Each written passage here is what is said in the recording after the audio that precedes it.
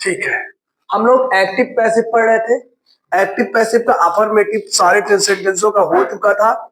हम लोग इंट्रोगेटिव भी शुरू किए थे और इंट्रोगेटिव में हम लोग ऐसा सेंटेंस उठाए थे जिसका जवाब हम लोग यस या नो में दे सकते हैं, जिसका मैंने पिछले लेक्चर में 3-4 टेस्ट कर भी लिया है। अब कुछ टेस्ट बचे हुए थे जिसका आज हम लोग एक्टिव पैसिव बनाएंगे। कौन कौन सा बचा हुआ था?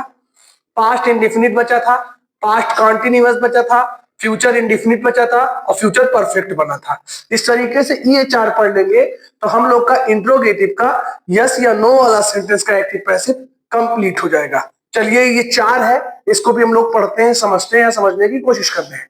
अगर आपको समझ में नहीं आएगा मेरे इस लेक्चर से तो आप कमेंट्स बॉक्स में जाइएगा और कमेंट्स करके मुझे बता दीजिएगा, मैं आपके प्रॉब्लम को सॉल्व कर दूंगा या करने की कोशिश करूंगा। ठीक है, चलिए देखिए, आज हम लोगों ने क्या उठाया है? Past indefinite tense. क्या उठाया है? Past indefinite tense. इसका क्या रूल है एक्टिव वॉइस का? हम डिड लिखते हैं, हम सब्जेक्ट लिखते हैं, हम वर्ब की फर्स्ट फॉर्म लिखते हैं और ऑब्जेक्ट लिखते हैं। वैसे क्या रूल है? Present in past indefinite tense के अफर्मेटिव में वर्ब की सेकंड फॉर्म लगाते हैं, लेकिन अगर आप डिड लगा देंगे तो हेल्पिंग वर्ब यूज हो गई। अब आपको वर्ब की सेकंड फॉर्म लिखने की जरूरत नहीं है, आप फर्स्ट फॉर्म से ही काम चला लेंगे। ठीक है, क्या लिखा जाएगा? आप डिड सब्जेक्ट वर्ब की फर्स्ट फॉर्म ऑब्जेक्ट, ये एक्टिव वॉइस हो गया। अब इसका पैसिव वॉइस कैसे बनाते हैं? जैसे हम लोग डू डज हटा दिए थे वैसे डिड को भी हटा देंगे।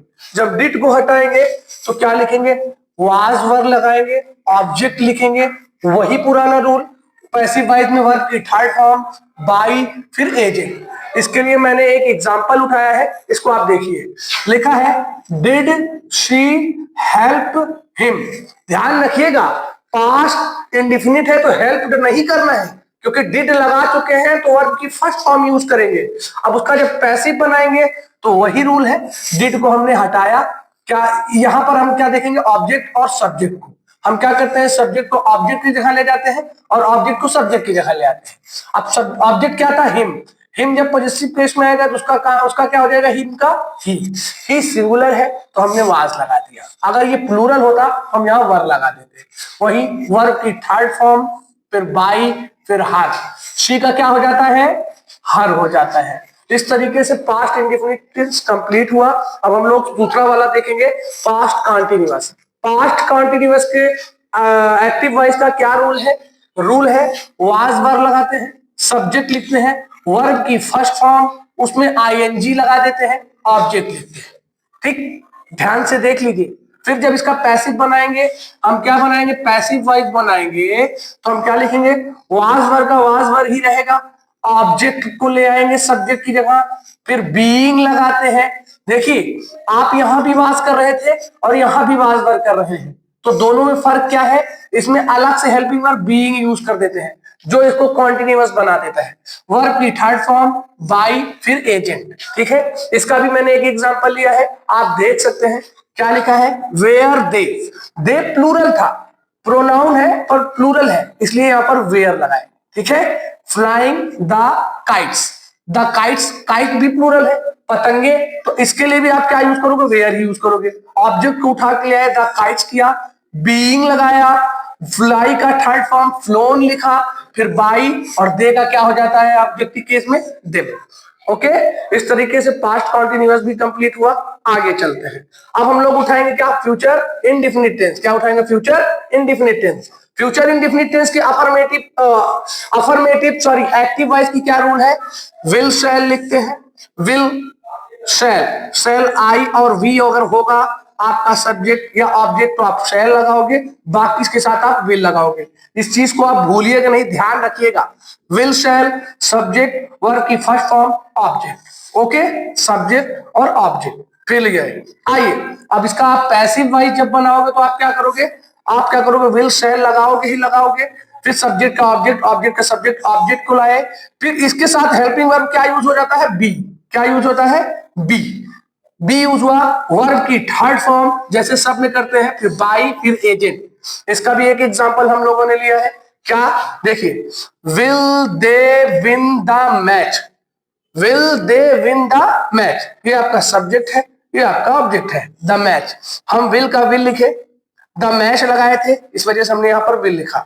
अगर आई या शैल होता, आई या विल होता तो हम शैल लगाते। तो विल ऑब्जेक्ट को ले आए, फिर क्या हेल्पिंग वर्ब यूज किए, बी।